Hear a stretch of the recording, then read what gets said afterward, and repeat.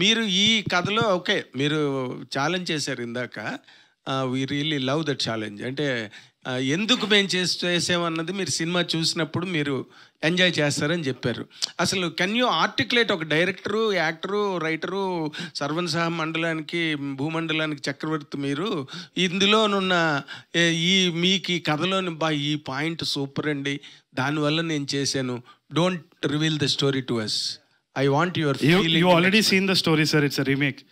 కాదు అయితే I'll tell you, ఇప్పుడు నేను అనవసరంగా నేను ఎక్కడో లేపలేరు, ఇప్పుడు కిందికి వచ్చి చెప్తా సార్. మేజర్గా ఏంది అంటే నాకు యాజ్ అన్ యాక్టర్ గోదావరి యాసలో and to the world that they've created is very new for me. ఎందుకంటే నేను తెలంగాణ యాసనే మాట్లాడతా, that's my usual routine. When I wanted to play an actor it's definitely challenging. ఒక కొత్త కల్చర్, ఒక కొత్త యాస, and these guys really did a great job when they did the dialogues and all of that. First thing వచ్చేసి ఏంటి అంటే మనకి చాలామంది ఇండస్ట్రీలో అన్అఫిషియల్ రీమేక్స్ చేస్తుంటారు, దాన్ని మనం పట్టలేము. కానీ ఒఫిషియల్ రీమేక్ చేసినప్పుడే క్రిటిసిజం వస్తుంది. కరెక్టే అది.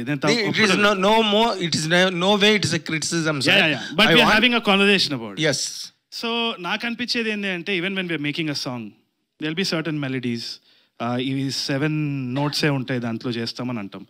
Similarly stories also. నేనేమనుకుంటున్నానంటే 100% సబ్ టైటిల్స్ ఓటీటీ కంటెంట్ చూసిన వాళ్ళు కానీ, లేకుంటే థియేట్రికల్గా మలయాళం సినిమా చూసిన వాళ్ళు కానీ తప్పకుండా చూసి ఉండొచ్చేమో. కానీ this story belongs to a Tier 2 town. ఎందుకంటే the essence of the story is domestic. అంటే ఇంకా డొమెస్టిక్ వైలెన్స్ కానీ ఏదైనా ఉండొచ్చు కదా, whatever it is, it needs to go to the right people. అంటే ఆ కల్చర్, ఆ రూటెడ్నెస్ తోటి తప్పకుండా they will own it more అన్న నమ్మకం ఉంది. ఎందుకంటే పెళ్లి చూపులు కూడా మలయాళంలో తీసినప్పుడు 100 రోజులు ఆడింది. They accepted it even better. It got awards. So this is a sincere attempt to make the story travel into that reason. Maybe that is the idea. There is only sincere honesty in that. అంతకు తప్పితే ఏం లేదు. వీళ్ళకైతే, నాకైతే selfishly as an actor I explored something that I could have never thought of. ఆ రీజన్ది కానీ, ఆ యాస కానీ. So I had fun. It was very challenging. Sir మీరు అంటే don't think this is inconsequential, important relevant టాపిక్కే అడుగుతున్నాను with all your due regards to you. మీరు తెలంగాణ మనిషి, తెలంగాణ భాష, స్టార్ హెల్త్ ఇన్సూరెన్స్ ని రికమెండ్ చేస్తాను. ఎందుకంటే తెలంగాణ, ఆంధ్ర మాటలు, ఆంధ్ర పాటలు, ఆంధ్రాకి సంబంధించిన అన్నది చాలా పెద్ద ఇష్యూ జరుగుతున్నది బయట. బాలు గారి విగ్రహం కూడా పెట్టడానికి వీలేదు రవీంద్ర భారతిలో. How will people in Telangana are people behind the movement that is running, that has been running for the last 1 week. How will they receive this? Brahmaji garu ala elipodaniki veelledu meeru. How will they receive this ante what is the right stand antunara? Meer I can only tell you my opinion, sir. Please. Guaranteed ga nenu okate cheptunnanu vachesi endi ante in terms of governance we have divided gani, not in terms of culture, not in terms of anything. Our emotions are the same. Fantastic. We are the same people. ఏమంటున్నానంటే that imaginary line should never divide us. లేకుంటే business divide చేయలేదా మనం? We didn't even divide business.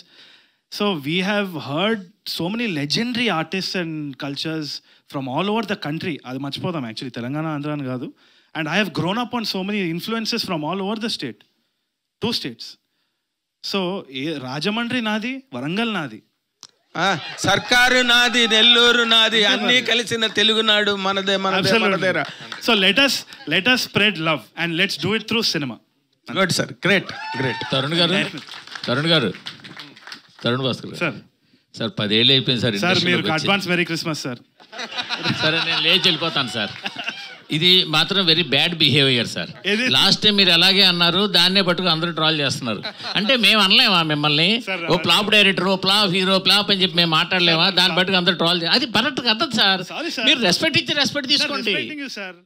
తప్పది sir, 100% తప్పు. మీరు you should accept. చర్చ వద్దు sir. Sir ఎందుకు సార్ ఇప్పుడు అన్నసరిగా, ఇప్పుడు ఆల్రెడీ మీకు తెలుసు ఒకసారి ఆ మాట మీరు నోరు జారారు, దాన్ని బట్టి ట్రాల్ చేశారు, మళ్ళీ మీరు అదే మాట మాట్లాడుతున్నారు. నేను ఇప్పుడే అంటున్నాను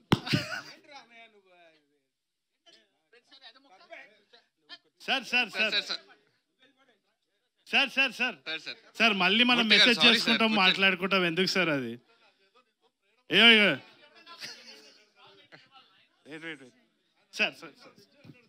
సార్ ఇగోడు నథింగ్ లైక్ దట్ సార్. అదే మామూలుగా చెప్తారు. అరే లవ్ యూ సార్, అట్లా తెలియదు. మీరు అలగకండి సార్. వద్దు సార్, మనం వాళ్ళని వాపస్ ట్రోల్ చేద్దాం, మీరు నేను కలిసి.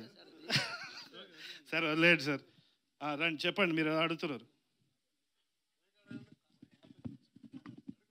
అడిగారు, మీరు అడిగారు సార్. నాకు అలవాట్లేదు, అదే అలవాట్లేదు. సార్ చెప్పండి సార్, చెప్పండి.